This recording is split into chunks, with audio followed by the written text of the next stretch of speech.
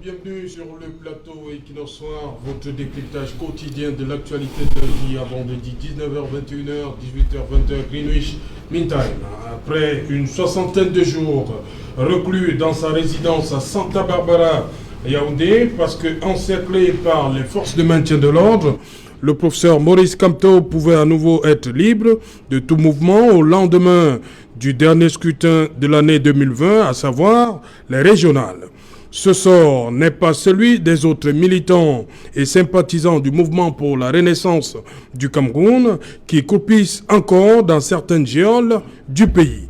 Le 22 septembre 2020, ils avaient pour certains d'entre eux répondu à l'appel à une mobilisation en vue de réclamer le départ de Paul Biya du pouvoir si jamais le processus conduisant au scrutin régional était lancé sans que la crise anglophone n'ait trouvé un début de solution, mais aussi sans la réforme consensuelle du système électoral. Ils seront très nombreux ce jour-là à être arrêtés sur la voie publique et même dans leur domicile. D'autres seront même interpellés avant le 22 septembre, jour de la manifestation. Ils connaissent depuis lors des fortunes diverses.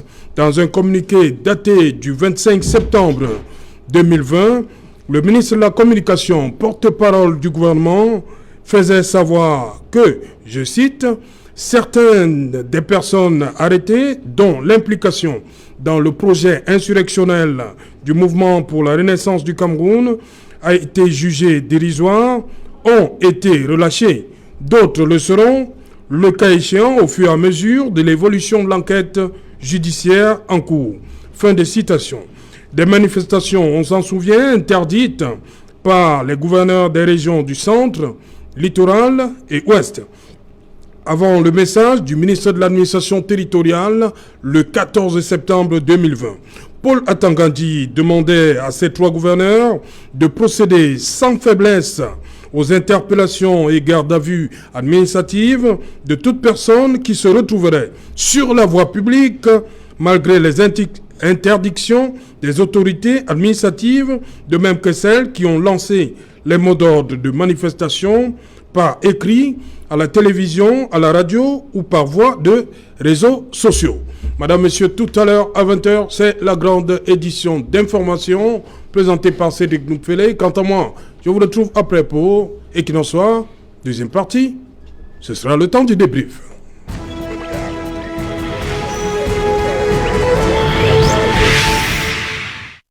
Liberté individuelle en prison pour avoir manifesté. Pour en parler, nous avons invité un plateau ce soir, justement. Maître Fabien Kenyé. Bonsoir, maître. Bonsoir, Serge Alain. Bonsoir, chers panélistes. Bonsoir, millions de téléspectateurs d'Equinox sur la télévision du peuple.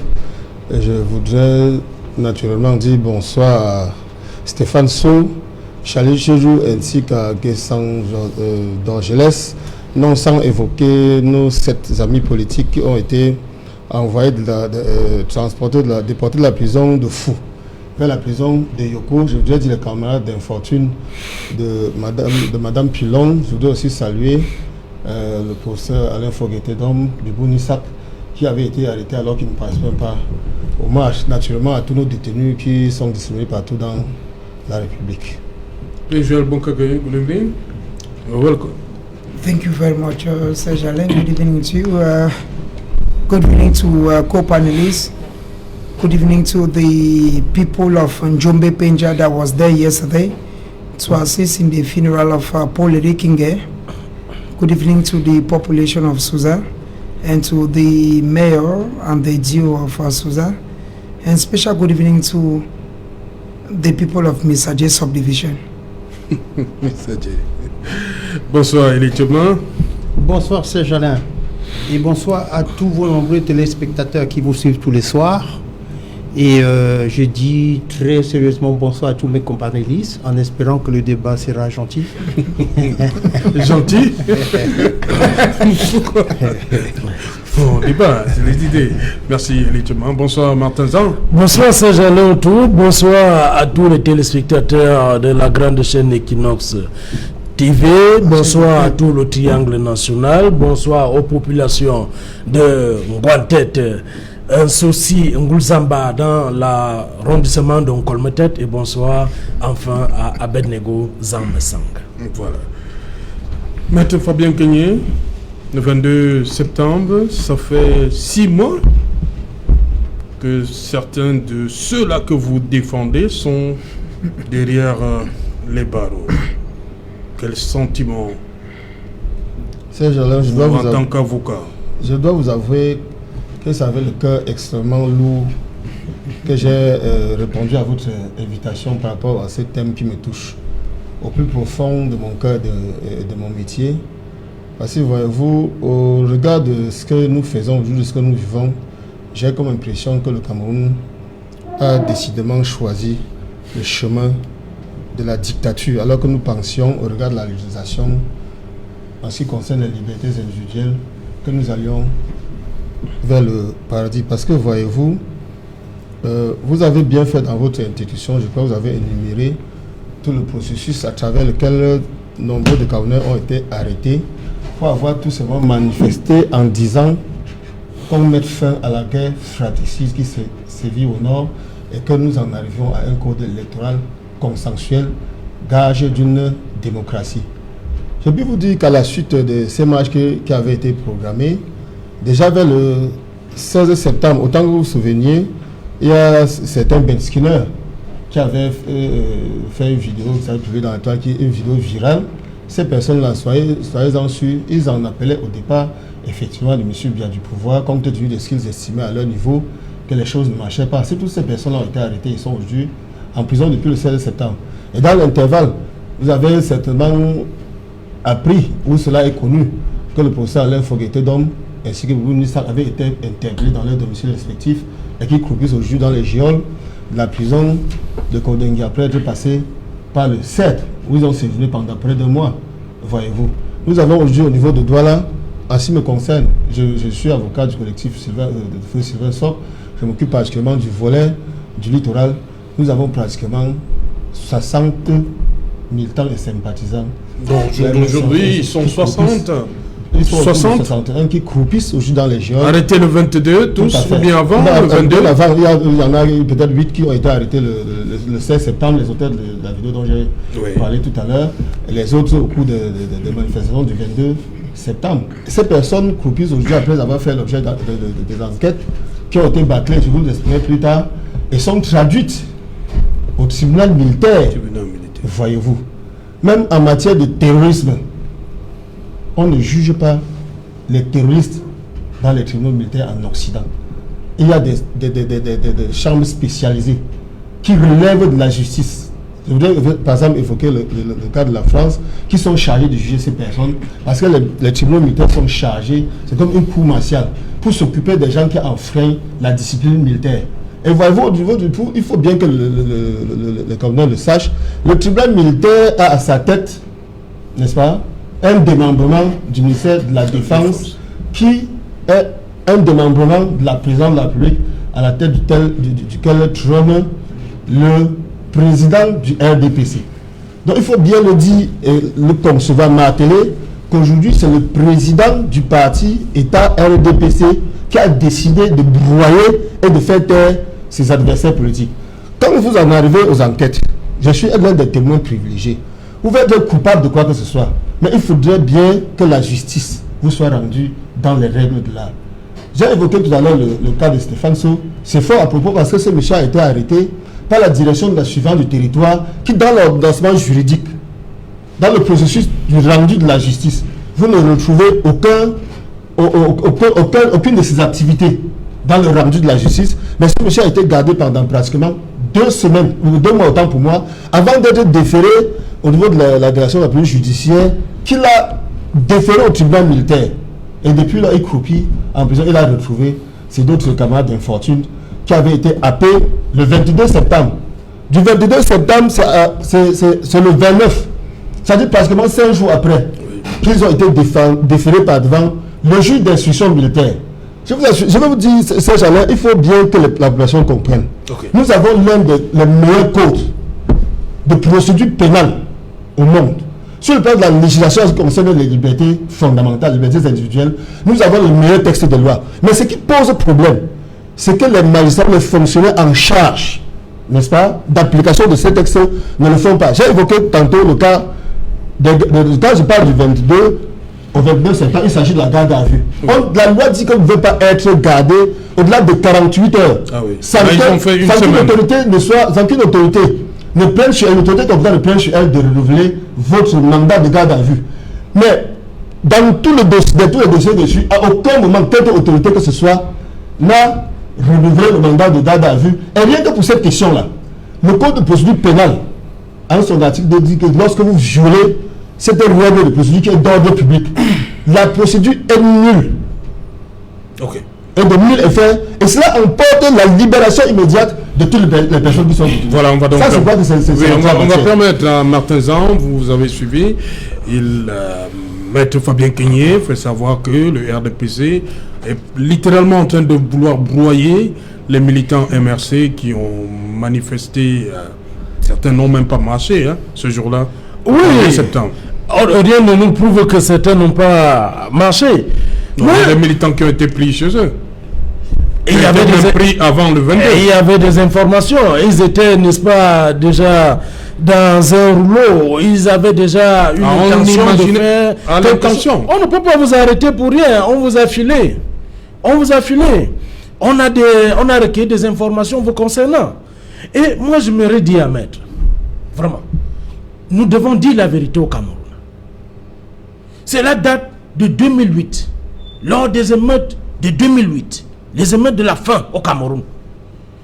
Quand on est allé formuler la loi qui traduisait les civils au tribunal militaire, qui était le rapporteur?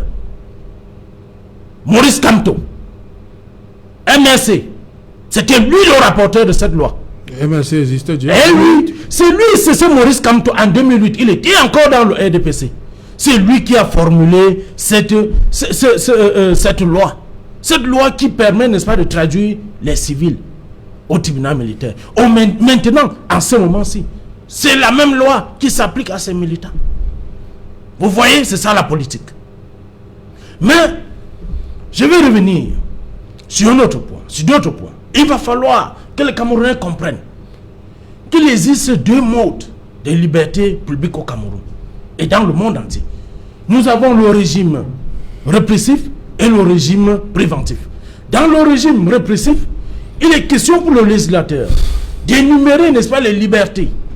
Il vous demande de jouir de vos libertés et en même temps, il fixe les limites. Dès lors que vous franchissez les limites, immédiatement, vous êtes pris dans les taux de l'infraction et de la loi. Vous êtes sanctionné. Le régime préventif, quant à lui, c'est un régime où on respecte une procédure pour jouir, n'est-ce pas, de ces libertés. Et dans ce régime préventif, nous retrouvons donc le régime de l'autorisation, de l'interdiction et enfin le régime de la déclaration préalable. Il est donc question, pour ceux qui ont été arrêtés, que ceux-là, s'ils avaient respecté le régime répressif et le régime préventif des libertés publiques au Cameroun, ils ne seraient pas arrêtés, ils ne seraient pas dans ces conditions. Nous connaissons tous la loi. Nous connaissons jusqu'où ça commence et jusqu'où ça s'arrête. Ce n'est pas un no man's land où n'importe qui, on viendra, n'est-ce pas, organiser l'anarchie et dire que c'est le chef de l'État, Paul Biya, son excellence Paul Biya, qui est en train de museler ses adversaires politiques. Le seul parti qui est étendu sur toute l'étendue du territoire, c'est le RDPC. Personne ne peut battre le RDPC. C'est une machine. Tous les Camerounais le savent. C'est une machine, que ce soit au Cameroun ou à l'étranger. N'accusez donc pas le chef de l'État de ce qu'il ne connaît pas. Ok. Merci. Sur cet aspect, je continue avec vous, Elie Tchebman. Et on a maintenu le professeur Kamto en résidence entre guillemets surveillée. On a levé ce dispositif autour de sa résidence après les régionales du 6 décembre 2020. Comment comprendre donc que le leader soit, on va dire, en liberté et ces éléments, membres et sympathisants, eux, continuent d'être dans les prisons. Avant de vous répondre, Monsieur Serge Alain, vous allez me permettre d'utiliser la thématique d'aujourd'hui qui est liberté individuelle en prison pour avoir manifesté. Alors, cette thématique m'amène à savoir que vous posez là une certaine question, celle de savoir si l'autorité de l'État au Cameroun s'oppose à la liberté des individus. Justement. Et pour mieux comprendre, au-delà des faits qui ont été expliqués par Maître ou de l'intervention de M. Zan, cette question m'interpelle sur 3 définitions fondamentales pour nous permettre de comprendre la thématique que vous avez soulevée. Qu'est-ce que c'est que l'État, d'abord? L'État, dans une réalité politique, désigne une façon d'exercer le pouvoir. Mais en réalité, c'est un ensemble d'institutions dont le but est d'administrer une société sur un territoire donné. Alors, pour cela, il existe dans chaque État une constitution qui définit 3 types de pouvoirs. Légiférer, gouverner et juger. Et c'est ce qui oriente la vie sociale. Et ces pouvoirs-là se présentent donc comme la puissance souveraine qui décide en dernière instance. Sauf que tous ces pouvoirs-là sont délégués à des individus et leur confèrent un pouvoir. Et c'est là où le bas blesse. Parce que l'autorité est une source de pouvoir. Et chez nous au Cameroun, j'ai l'impression qu'on interprète mal la notion d'autorité.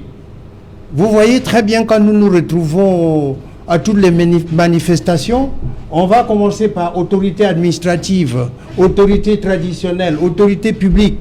Ça veut dire que ce mot autorité confère une sorte de pouvoir. Sauf que pour que ce pouvoir s'exerce d'une manière légitime, il faut le respect pour l'État des 3 pouvoirs cités en haut. Faute de quoi, on a un pouvoir qui est coercitif. Et à partir de ce moment-là, lorsque ça devient coercitif, l'autorité, en fait, l'autorité est usurpée et dans ce cas, le pouvoir est injuste. Alors, lorsque vous parlez de ceux qui ont été arrêtés, la question qu'on doit se poser, c'est est-ce que c'était juste ou pas? Si c'était injuste, c'est que c'est un pouvoir usurpé par des individus et qui entache le fonctionnement de l'État. Maintenant, la liberté des individus, qu'est-ce que c'est? C'est la sphère des droits de chacun de nous en tant qu'homme. Et il y en a 3 types. La liberté d'expression, monsieur Zan. La santé et le droit au travail. À partir de ce moment-là, le décor ainsi planté, au Cameroun, dans notre constitution, nous avons entériné les droits de l'homme. L'habeas corpus qu'ils aiment souligner, les juristes, parce que ce droit de l'homme naît chez les Anglais par l'habeas corpus. Nous l'avons entériné.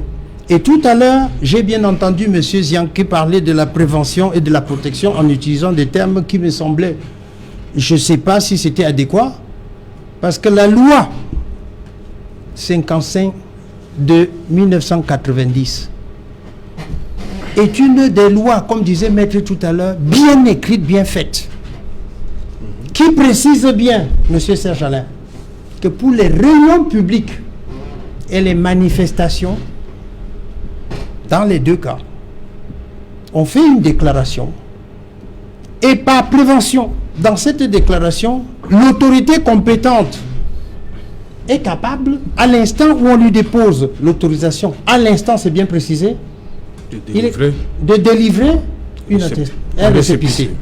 Et en ce moment-là, il est en droit, en fonction des informations qu'il a recueillies, parce que monsieur en parlait tout à l'heure des informations, ça ne se fait pas après.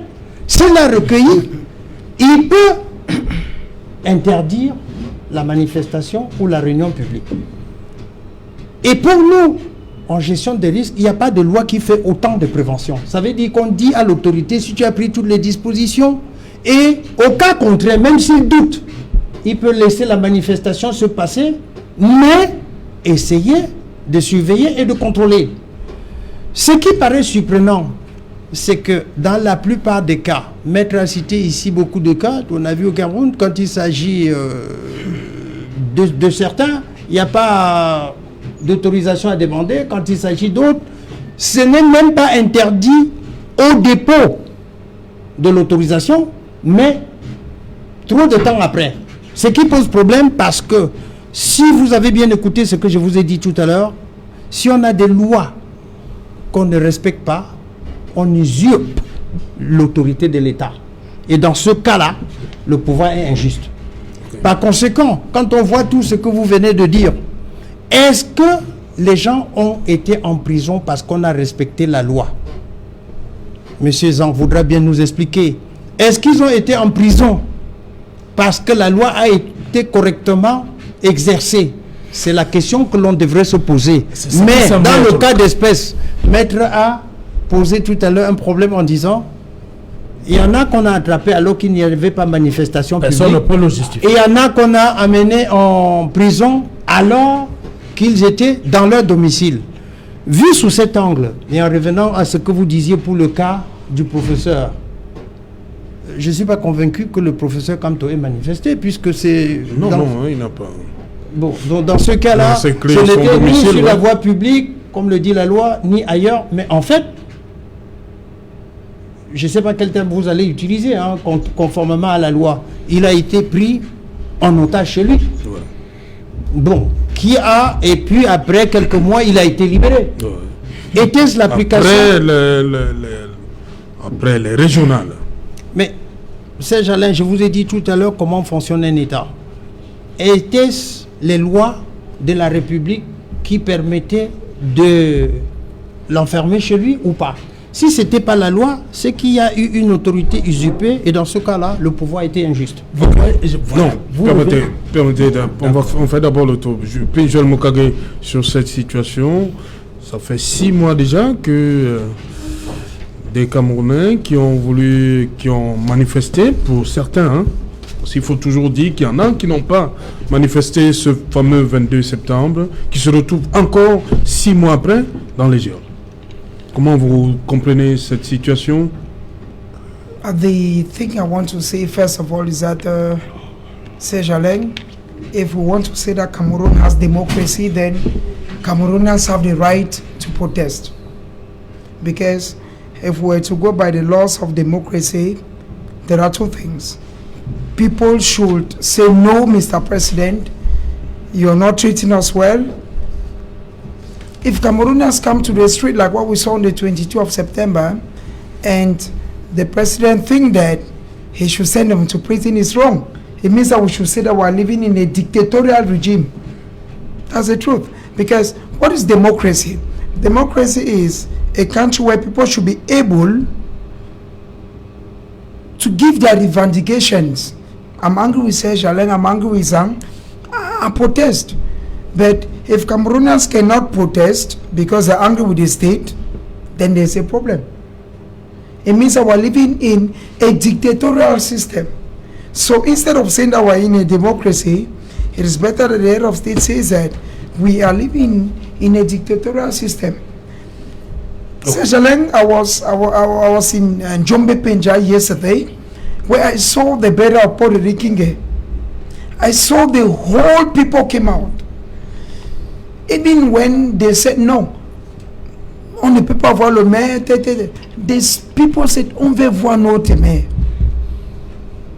According to interviews we got, it's as if they killed somebody, but the people said, on veut voir notre maire. So what I'm saying is that if Cameroon is a democratic country, if Cameroon has law, then people should have the right to protest. If at one time I think that you are not doing the service for us, I should come to the road and protest. But if Cameroonians cannot protest, then we're living in a dictatorial regime. So I think that, and even at the level of the prisons, I had the privilege to have visited some of them. I visited people like Salomon Beas in New Bell. If today we are still in a country where the head of state says that Cameroon is democratic, but Cameroonians do not have the freedom to protest, then there's a problem in Cameroon.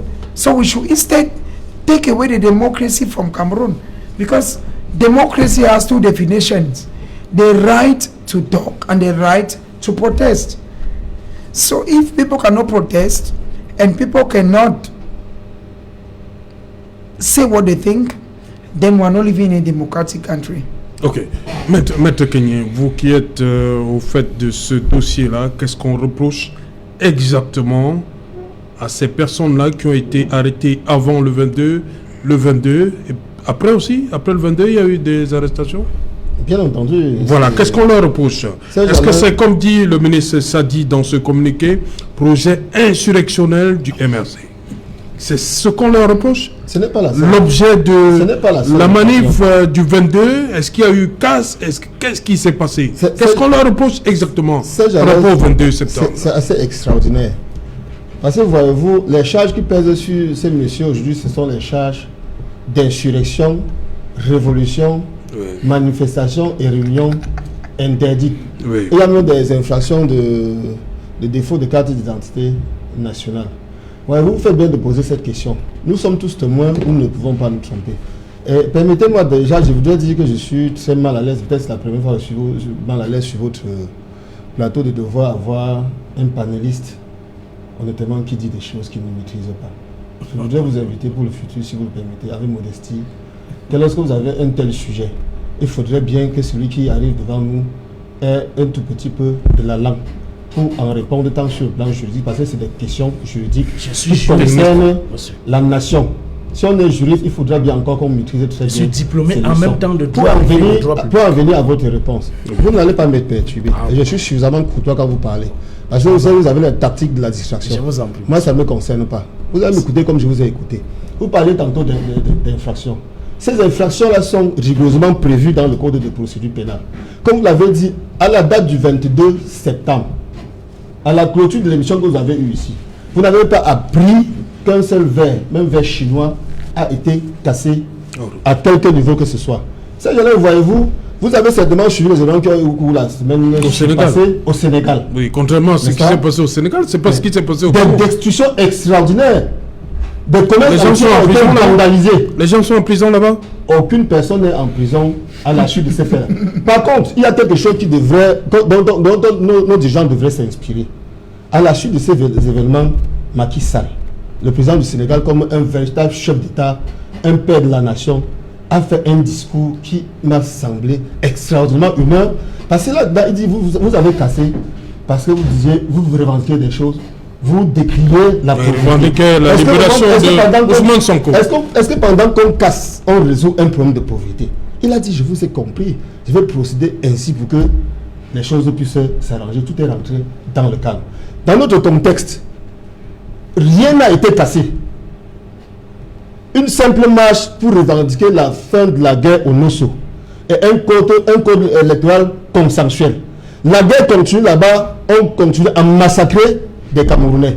Et voyez-vous, le représentant du RDPC a bien fait d'évoquer les années 2008. C'était quand on avait manifesté non seulement contre la faim, contre la modification de la Constitution pour un troisième mandat. La Constitution qui est quoi? Qui est un contrat social que nous sommes assis ensemble pour arrêter de commun accord qui ne sera pas modifié. À la faveur de cette modification, près de 200 Camerounais ont été massacrés, tel que le dit le REDAC. Tel que le dit le REDAC. Qui les a massacrés? Son excellence le professeur Maurice Kamto, n'est-ce pas? Il est devenu, je crois, l'homme, le souffle-douleur de certaines personnes. Il n'était pas ministre de la Défense. Il n'était pas le délégué général de la Sûreté nationale. Il n'était même pas ministre titulaire du ministère de la Justice. Donc il n'intervenait à aucun niveau de position. Le petit parti MLC n'existait pas à l'époque. Vous voyez comment les gens viennent ici nous enfumer vos téléspectateurs. Il n'a jamais été de quelque manière que ce soit encarté comme membre du RDPC. Jamais. C'est à partir du moment où il crée le petit parti politique MLC qui devient un politique. Et ça, permettez-moi de vous le dire, par rapport à ces infractions, à ces charges qui pèsent sur mes clients aujourd'hui là, je vais vous dire, le traité international sur les droits civils et politiques interdit de juger, de poursuivre quelqu'un judiciairement pour ses opinions politiques. pour son appartenance à un parti politique, à une religion, à quoi que ce soit, interdit de manière formelle. Et ce traité-là, Serge Alain, il est inscrit dans le préambule de notre Constitution. Et notre Constitution dit que lorsqu'un traité est ratifié par le Cameroun, il prend corps dans l'ordonnement juridique du Cameroun et devient un texte supranational supérieur à notre Constitution. Oui. Le Code pénal du Cameroun le dit exactement la même chose dans son article 2. Mais que voit-on aujourd'hui? Les personnes qui sont arrêtées pour avoir tout simplement manifesté leur opinion. Et voyez-vous, jusqu'à ce que Donald Trump, aux États-Unis, qui a le pouvoir, il avait toujours été contesté. En France, on dit Macron, dégage. Personne n'a jamais été arrêté pour ça. Moi, je peux dire à tout moment, je l'affirme, que j'estime que le président de la République, à qui j'ai même donné le mandat, ne m'intéresse plus, je lui dis de quitter le pouvoir. La loi de 1990, 57 bases, la loi 057. Oui, du 19 décembre 1990, fixant le régime des réunions et des manifestations publiques. Quel qu'en soit le motif, ces réunions ne peuvent pas être interdites. Et c'est ces réunions qui prescrivent les infractions qu'on encourt si on fait des marches interdites. Le maximum de la peine, oui, dans ce cas-là, voilà, justement, est de 6 mois. 6 mois. Mais les peines encourues par nos amis politiques aujourd'hui, la plus grande, voyez-vous, c'est l'emprisonnement à vie. Nous sommes dans quel état là?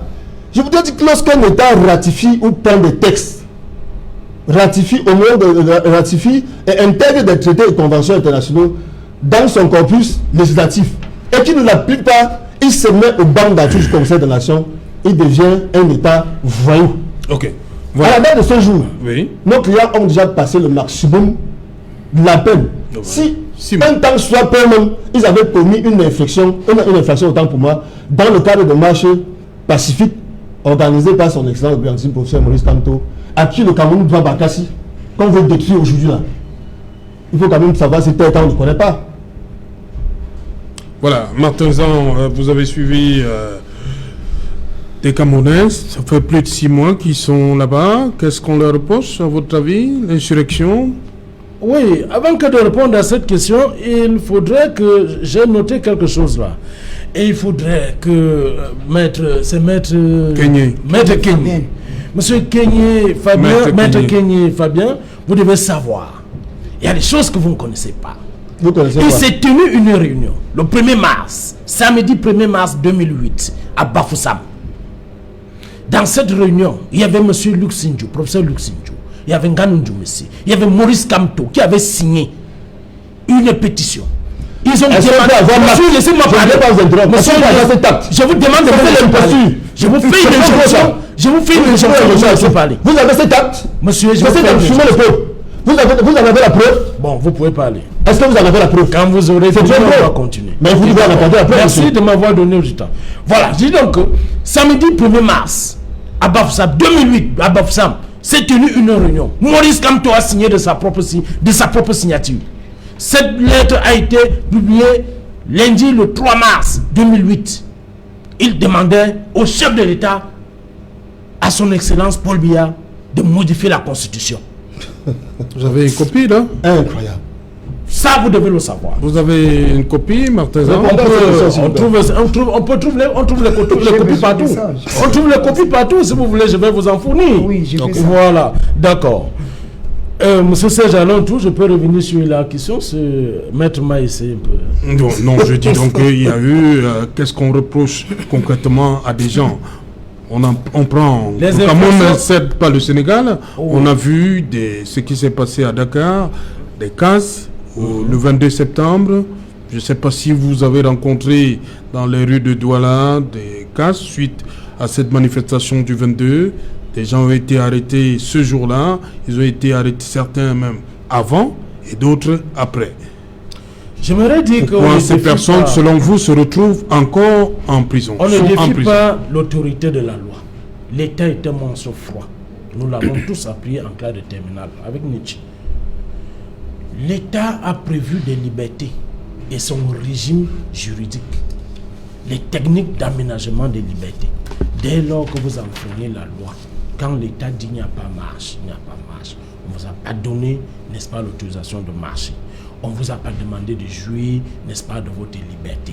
Parce que, comme j'expliquais tout à l'heure, dans le régime préventif des libertés, il y a, pour jouir, n'est-ce pas, de sa liberté, on bénéficie, n'est-ce pas, d'une autorisation préalable.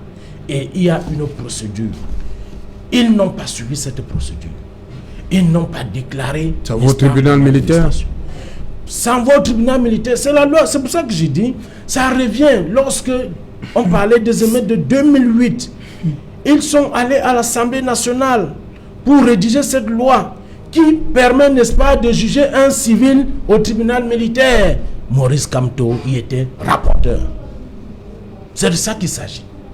Et si maintenant ils sont, les militants du MSC, soit disant, entre parenthèses, sont, n'est-ce pas, pris dans les taux, n'est-ce pas, des juridictions, nous devons savoir qu'ils sont déjà, ils n'ont pas de carte d'identité, il y a des défauts de carte d'identité. Comment un citoyen peut marcher sans sa carte d'identité?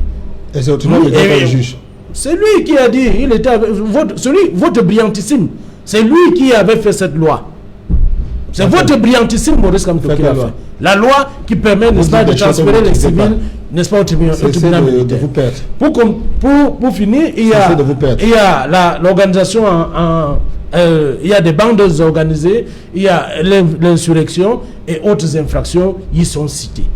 Il va falloir, n'est-ce pas, s'ils sont, n'est-ce pas, déférés dans des prisons, ça veut dire qu'on tient tout de même quelque chose contre ces personnes. Le Cameroun ne peut pas, n'est-ce pas, détenir des citoyens et on leur reproche rien. Le chef d'État, son excellence Paul Biya, ne peut pas accepter ce genre de choses. Le RDPC ne tolère pas cela. C'est pourquoi la loi est claire. Si, n'est-ce pas, on utilise même le code pénal camerounais, ce code a été fait par Maurice Kamto. C'est souvent des choses que vous devez dire, n'est-ce pas, aux Camerounais. Il est à l'Assemblée nationale. Vous devez dire. Voilà. C'est le cabinet Bremfos. Merci. Je voulais prendre une minute pour vous dire Cabinet Bremfos. l'incongruité de ces arrestations. Parce que voyez-vous, toutes les personnes arrêtées le 22, certaines parmi elles sont traduites dans les juridictions correctionnelles. Au tribunal de première instance de Mbanga, au tribunal de première instance de Konsamba. Comment pouvez-vous imaginer que des personnes soient arrêtées en groupe pour les mêmes infractions? Certaines personnes soient traduites au tribunal militaire, d'autres dans les juridictions de droit commun, avec raison au tribunal de première instance, pour des infractions dont le maximum de la peine, dont la compétence se limite à 5 ans. Voilà, avant de partir, oui, Joël, sur cette situation, qu'est-ce qu'on... 6 mois, c'est un peu trop pour ces gens-là qui ont juste manifesté? C'est suffisant? It is too much. It is too much. One thing I want to say is that the first thing is that if we are in a democratic country, like Matezan was saying, then people should come out and say, Mr. President, we don't want you again. But if Cameroonians should come out to protest and they go to prison, then democracy is now our second word. Je disais que M. Matezan, que nous sommes dans un pays, comme vous dites dans le RDPC, que nous sommes dans un pays de droit. Okay. Oui, qui a le droit. On revient, merci. On revient après le journal. Mesdames, Messieurs, dans un instant, Cédine Noufélé, bonsoir. Au menu ce soir. Bonsoir Serge Alain, bonsoir aux invités. Ce soir, nous vous présenterons la situation sur les axes névralgiques du Cameroun où les routes se sont affaissées au grand désarroi des voyageurs. Certes, la circulation a repris sur l'axe Babadjou-Bamenda, mais depuis 22h jusqu'à midi ce matin, cet après-midi, la route a été coupée. Des usagers ont eu du mal à pouvoir se rendre à Bamenda ou dans la région de l'Ouest, en plein centre-ville de Bamenda. Autre préoccupation avec une route qui s'est affaissée, situation similaire sur l'axe Douala-Bonepupa-Yabassi. Des Camerounais s'interrogent sur cette dégradation spectaculaire des routes. Le ministre des Travaux publics interpellé s'explique dans le journal de 20h. Nous parlerons également de la stratégie de vaccination anti-Covid au Cameroun. C'est le clair-obscur. Le gouvernement ne s'est pas encore prononcé sur un vaccin, mais une note de service a circulé sur les réseaux sociaux annonçant une campagne de vaccination dans un centre hospitalier à Yaoundé. Qu'en est-il réellement? Y a-t-il des vaccins déjà dans des hôpitaux? Enquête à suivre dans le journal de 20h. Nous parlerons également ce soir de cette volonté du gouvernement britannique de faire passer au Cameroun le vaccin AstraZeneca. C'est du moins ce qui s'annonce à travers cette visite du ministre britannique des Affaires étrangères. Il a été reçu au Palais de l'Unité à Yaoundé aujourd'hui, 1h30 d'audience, la quintessence des échanges avec le chef de l'État. Nous en parlerons dans le journal de 20h. C'est Alain. Voilà, justement avant le journal de 20h, ce sera la page de pub.